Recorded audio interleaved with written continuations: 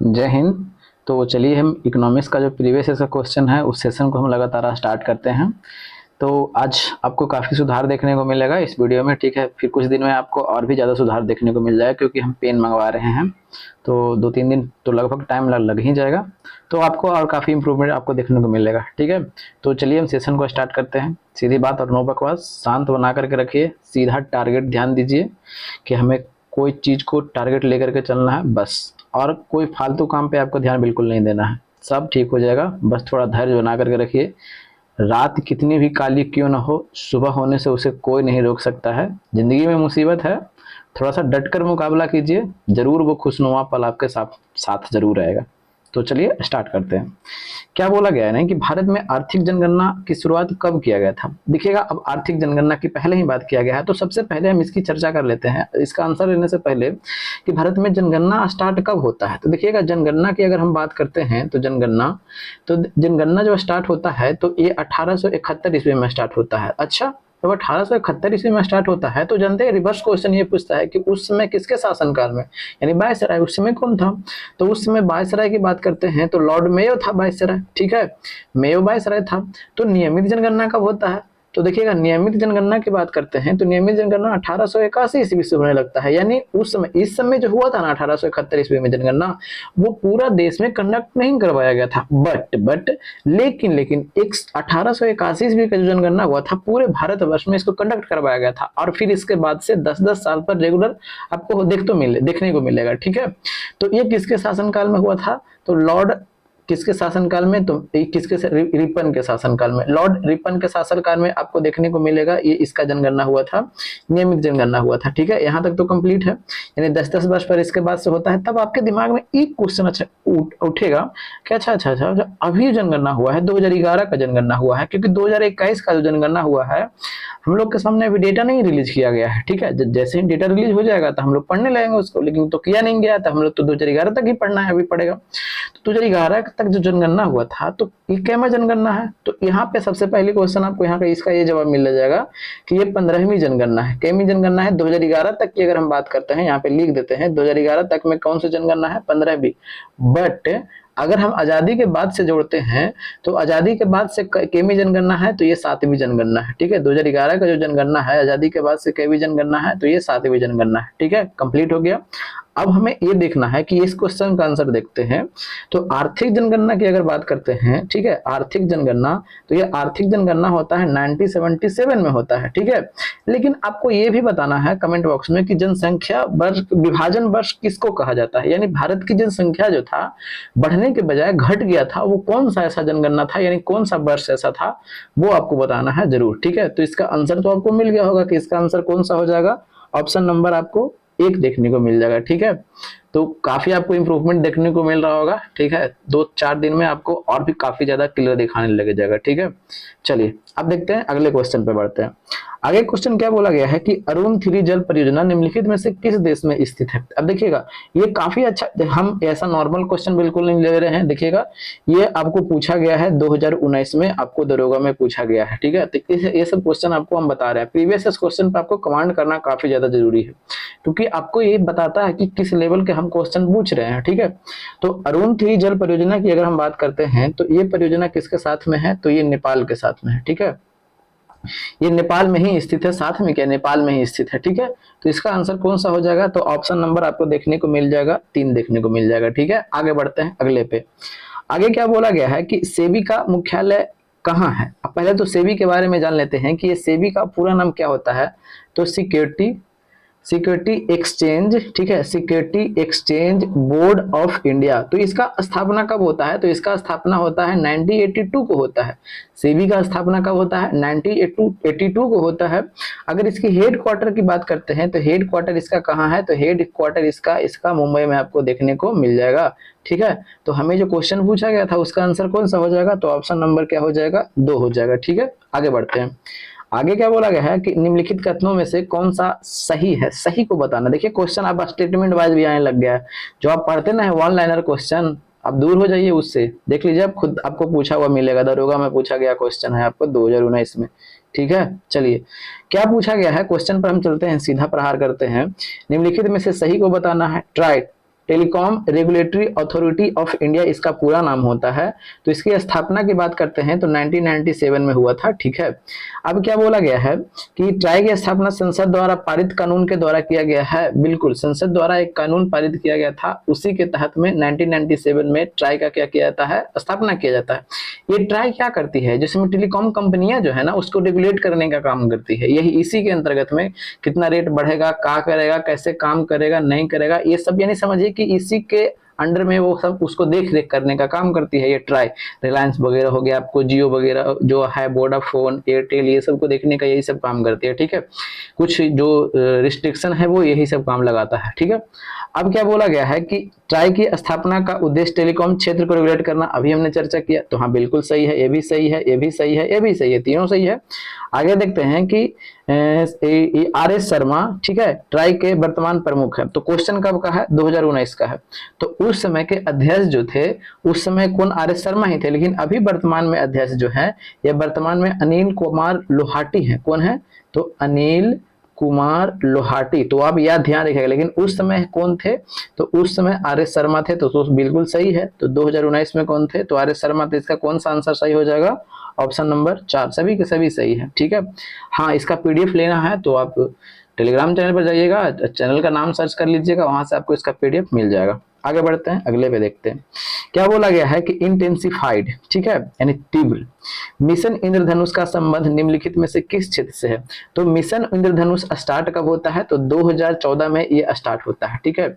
इंद्रधनुष ये कब स्टार्ट होता है, तो कहिए कि 2014 में।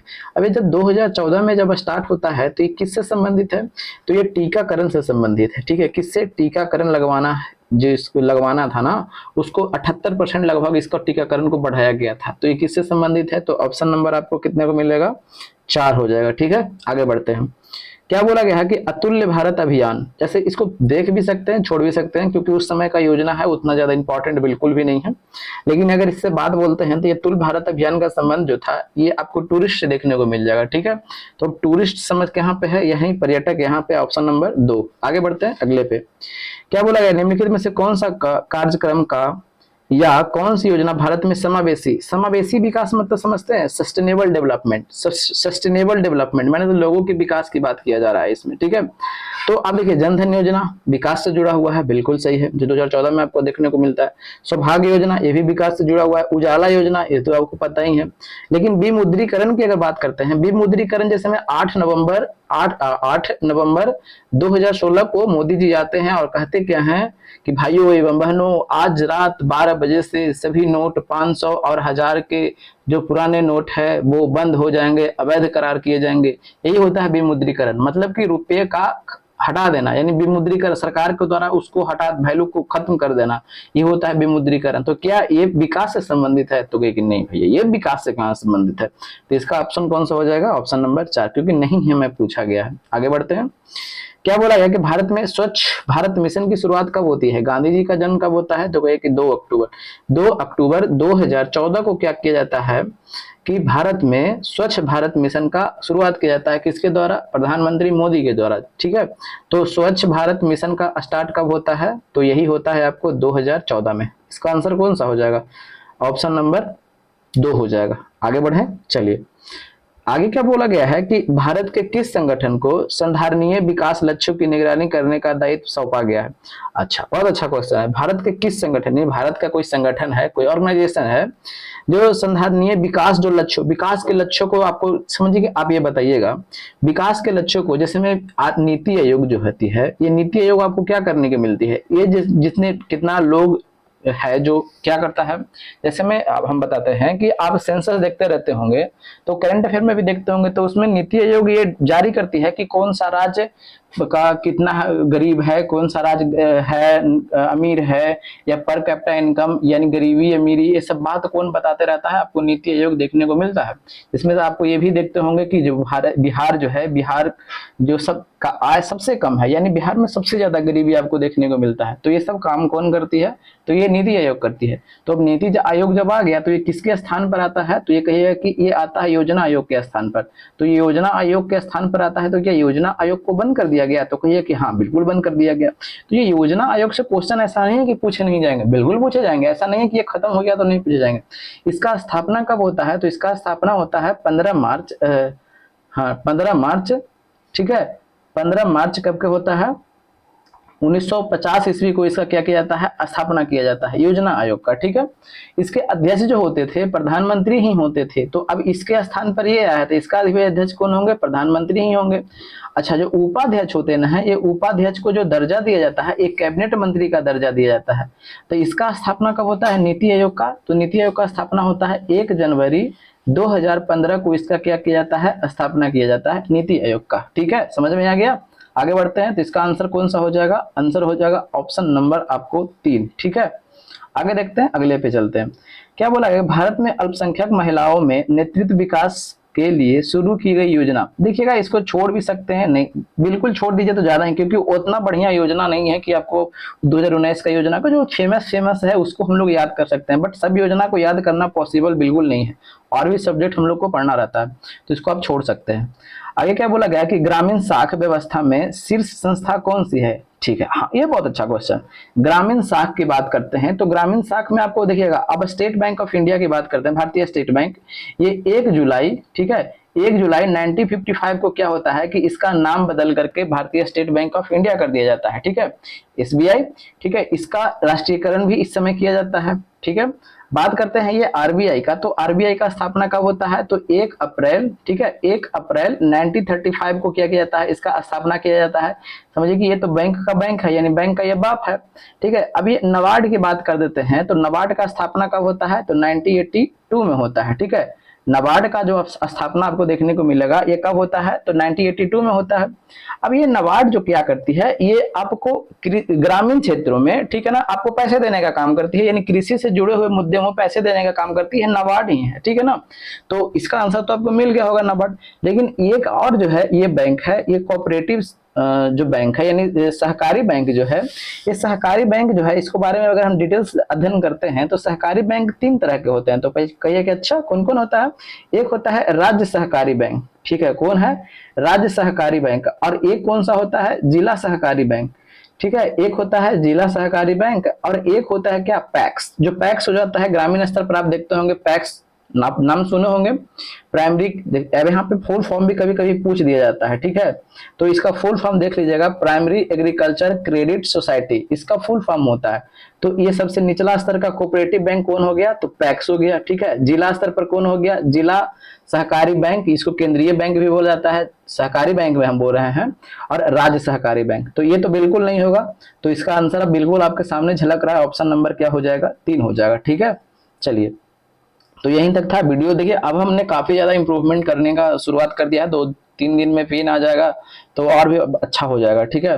तो थोड़ा सा मेहनत को थोड़ा सा आप लोग भी सपोर्ट कीजिएगा, चैनल को थोड़ा सा बढ़ाइएगा, थोड़ा सा कोशिश कीजिएगा, हम ऐसा नहीं कर रहे हैं, अगर पॉसिबल हो तो, बिल्कुल ऐसा नहीं है, कोई जबरदस्ती नहीं है।